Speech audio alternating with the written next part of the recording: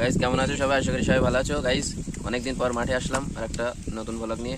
Guys দেখতে পাচ্ছ আমরা 4-5 জন আছি এবং পেয়ারা ছড়ি আনা হয়নি, তো পেয়ারা কি করছে তোমাদের দেখাচ্ছি। গাইস দেখো ছড়ি আনা হয়নি, পেয়ারা কিভাবে কাটে, মানে বাঙালির মাথায় একটা আলাদা লেভেলের বুদ্ধি। পেয়ারাগুলো দেখো কিরো ছাতু বানিয়ে দিল। আর মরিচ নিয়ে এসেছিলাম, দেখো মরিচ কি হলো, মরিচ নিচে পড়ে গড়াগড়ি যাচ্ছে। আরে বিট লবণ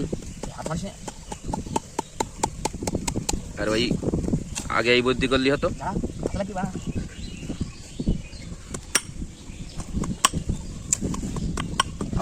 মাঠে এসছি পেয়ারা খেতে, কিন্তু ছড়ি না নিয়ে আসলে যা হয় গাইস দেখতে পাচ্ছ।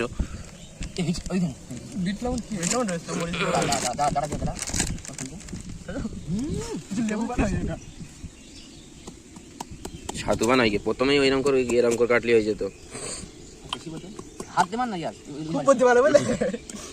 হাত দে ওর তলে হাত দে মাল।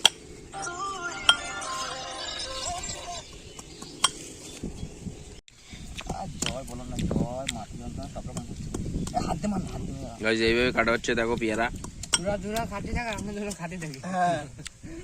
হামনদুস্তি, বাঙালি ভাষায় হামনদুস্তি বলে। মাঠে ফুল খাচ্ছি গাইস, এই যে পেয়ারা।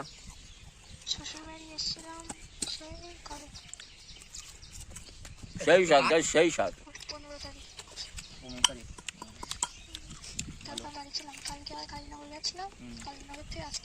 ছুরি নিয়ে আসেনি, কিন্তু হামনদুস্তির সাইডে এইভাবে কাটা হচ্ছে।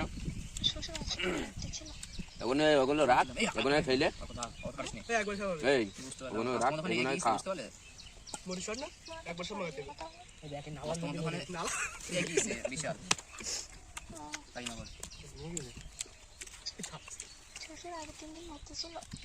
আমরা প্রায় খেয়ে ফেললাম, আর এই শুধু কেটেই যাচ্ছে নিজে খাবে না, আমরা খাচ্ছি।